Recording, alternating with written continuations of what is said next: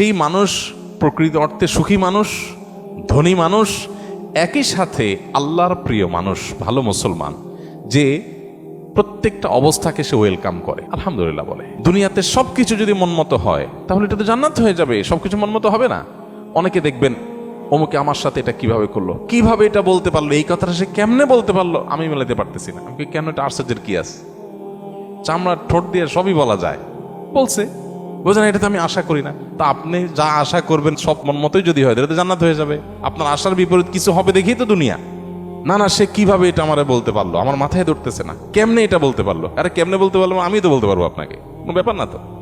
সবকিছুকে ইজিলি নেওয়া, এটা হলো মানুষের দুঃখ দুর্দশা দূরের প্রধান মাধ্যম, প্রধান উপায়। কোন প্রকার বিপদ আপদ হলে আমরা ধৈর্য ধারণ করতে পারি না। ভাই, সবরটা কখন করবেন? তাহলে আপনার মনের বিরুদ্ধে হবে, চাওয়ার বিরুদ্ধে হবে, আশা যা করছেন তার উল্টাটা হবে। আপনার সাথে পড়ালেখা করে অনেক ভালো আছে, আপনি সেটা থাকবেন না, এখানে তো সবর, এখানে তো সবরের প্রশ্ন আসবে। সবরটা কোথায় করবেন তাহলে? সবই যদি মনমতো হয়। বহু মানুষ আছে যে দুনিয়াতে তাদের সব কিছু চাই, সব কিছু চাই, বাস, আর অন্যের সাথে কম্পেয়ার করা এবং অন্যের কাছে আশা করা। সকল অশান্তির দুইটা মূল আছে, আরেকজনের সাথে নিজেকে তুলনা করা, আরেকটা হলো আরেকজনের কাছে কি করা, আশা করা। মানুষের কাছে এত বেশি আশা করা উচিত না।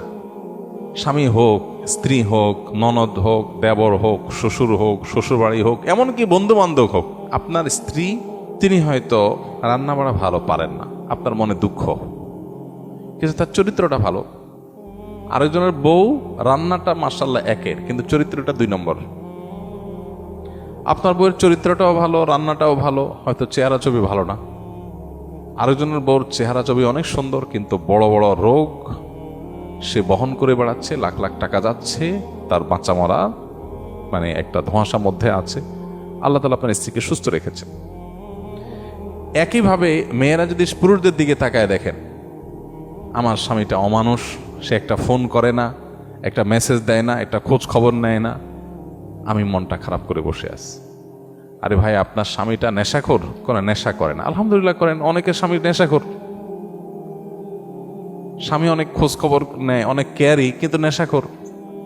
আবার অনেকের স্বামী সব দিক থেকে ভালো আছে, কিন্তু তার ক্যান্সার 4th স্টেজ হয়ে গেছে, যে কোনো মুহূর্তে মারা যাবে। আল্লাহ আপনার স্বামীকে সুস্থ রেখেছেন।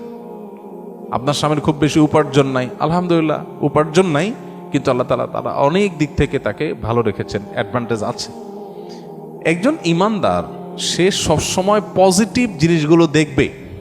শেখ মোহাম্মদ মোতাওয়াল্লিয়া শারবি, মিশরের একজন বড় স্কলার, কোরআনে কারীমের একজন বড় মুফাসসির, তার একটা ছোট স্ট্যাটাসে তিনি লিখেছেন যে কারোর ঘর যদি চুরি হয়ে যায়, চুরি হয়ে চোরের সব নিয়ে যায়, সব বলতে যা যা নেওয়া গেছে, তারপরও সে ঘরে ঢুকে যদি দেখে যে খাটটা আছে, আলমারিটা আছে, আলমারির ভিতরে সব নিয়ে গেছে, আলমারিটা আছে, সে আল্লাহর কাছে শুকর আদায় করবে, যাক, ভারী ভারী জিনিসগুলো নিতে পারে না, আল্লাহ শুকর, এগুলো চোরে নিতে পারে না। এগুলো যদি নিয়ে যেত আমি কি করতাম?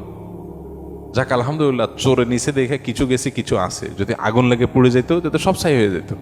আপনি বিপদে আলহামদুলিল্লাহ কেন বলবেন, তার সায়েন্সটা এখানে। আপনি বাইক অ্যাক্সিডেন্টে পড়ে গেছেন, দেখতেছেন ঠ্যাং একটা নাই, কেটে আলাদা হয়ে গেছে, ওই অবস্থায় আপনি কিভাবে আলহামদুলিল্লাহ বলবেন? কিভাবে আপনি পরিতৃপ্ত থাকবেন, আল্লাহ শুকর আদায় করবেন? সায়েন্সটা কি? সায়েন্সটা হলো, আপনি দেখবেন যে মাশাআল্লাহ আপনার আরেকটা পা ভালো আছে। এই একই অ্যাক্সিডেন্টে বহু লোকের 2 পা শেষ হয়ে গেছে, বহু লোকের জীবনটা শেষ হয়ে গেছে। আপনি যখন ওইটার দিকে তাকাবেন তখন বললেন আলহামদুলিল্লাহ, ওর সাথে কম্পেয়ার করলে তো আল্লাহ আমাকে ভালো রেখেছেন। মানুষ ভালো থাকার জন্য তার মেন্টালিটিটা সবচেয়ে গুরুত্বপূর্ণ। আর এই কথাটাই নবী সাল্লাল্লাহু আলাইহি সাল্লাম মাত্র 3 শব্দে বলেছেন, আল গিনা গিনান নাফস। মানুষের মনের সচ্ছলতা, মনে থেকে যদি কেউ ধনী হয়, সে হলো আসল ধনী, সে হলো আসল সচ্ছল। কেউ যদি নিজেকে অভাবী মনে না করে, আর যদি অভাবী মনে করে, তাহলে কোটিপতি হওয়ার পরও সে ফকির। কারণ সে চিন্তা করবে আমার চেয়ে বড় কোটিপতি আরেকজন আছে, তাহলে আমার তো নাই।